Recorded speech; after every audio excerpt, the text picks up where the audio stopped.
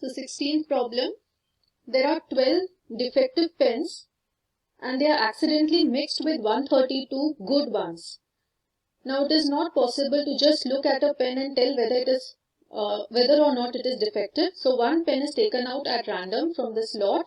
Determine the probability that the pen taken out is a good one. So first find the total number of pens. There are 132 good ones and 12 defective ones. So in all there are 132 plus 12, that is 144 pens. Now out of that, the probability of taking out a good pen will be 132 by 144 because 132 good pens are there. So 132 by 144 will be the probability. And after reducing it to the simplest form, you will get 11 by 12. A lot of 20 bulbs contains 4 defective ones. One bulb is drawn at random from the lot. What is the probability that this bulb is defective? So there are 4 defective bulbs out of 20 total. So the probability of picking out a defective bulb will be 4 by 20. And when you reduce it to the simplest form, it will be 1 by 5. Now for the second part, suppose the bulb drawn in 1 is not defective and is not replaced. It's not replaced means it is just removed and kept outside the lot. So the total number of bulbs will reduce by 1. Okay, so bulb is taken out at random and it is found that it is not defective. That means it is a good one. So first see how many good bulbs are there. Out of 20 there are 4 defective. So 16 are not defective. So out of these 16 bulbs now one more is removed and kept outside.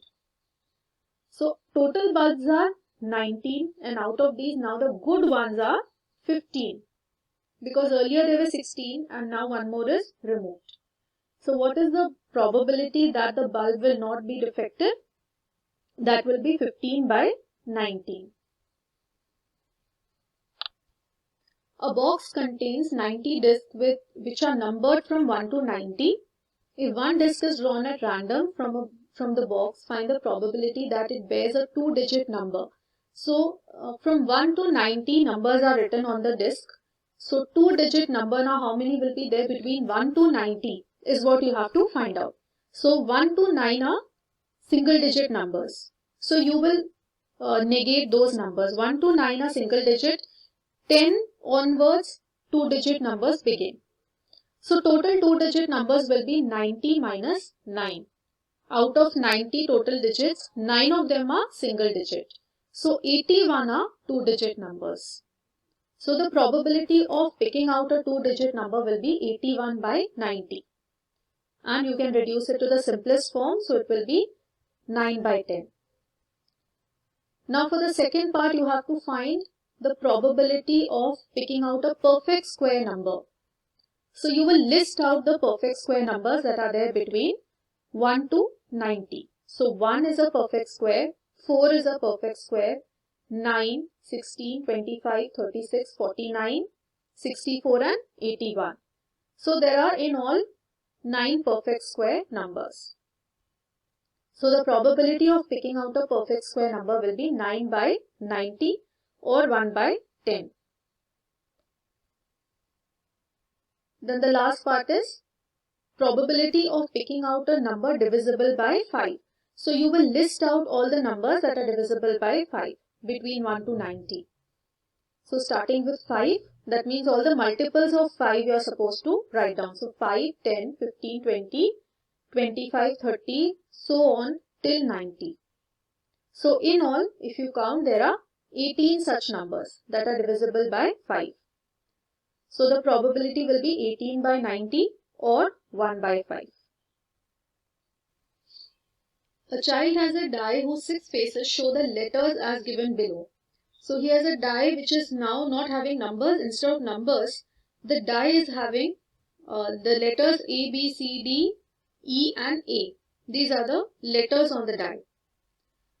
So the die is thrown once. What is the probability of getting A and D? So probability of getting A, you will see how many favorable outcomes are there. Now so there are 2 faces on which the letter A is written. So the probability will be 2 upon 6 or 1 by 3. then probability of getting the letter D, there is only one face where D is written. So it will be 1 by 6. Now in question number 20, you're given a rectangular region and then inside that there is a circular region. So if a die is dropped at random, what is the probability that it will land inside the circle? So for that you have to see the total outcome is that the area of the rectangle, because it can go anywhere in this rectangle, and out of that the favorable outcome will be landing inside the circle.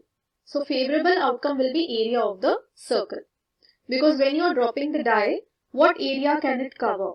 It can cover, definitely it will be thrown inside the rectangle, so either it can land somewhere outside the perimeter of the circle or it can land inside the perimeter of the circle. So the favorable outcome will be to land inside the circle. So here total outcome will be area of the rectangle and favorable outcome will be area of the circle. So area of the rectangle is 3 into 2, that is 6 square meters, and area of the circle is pi r square. Now diameter of the circle is given as 1 meter over here. So radius will be half. So pi into half square, that is pi by 4 meters square. That will be the area of the circle. So probability that it will land inside the circle is area of the circle by area of the rectangle. That is favorable outcome by total outcome. So that will be pi by 4 divided by 6. That is pi by 24.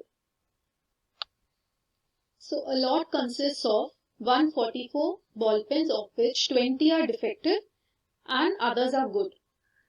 Noori will buy a pen if it is good and will not buy if it is defective. So the shopkeeper draws one pen at random and gives it to her. What is the probability that she will buy it and she will not buy it? So probability of she buying it is basically probability of her finding a not defective pen. So you have to find first the number of not defective pens. So 144 are total, out of which 20 are defective. So the good ones or not defective ones will be 144 minus 20, that is 124.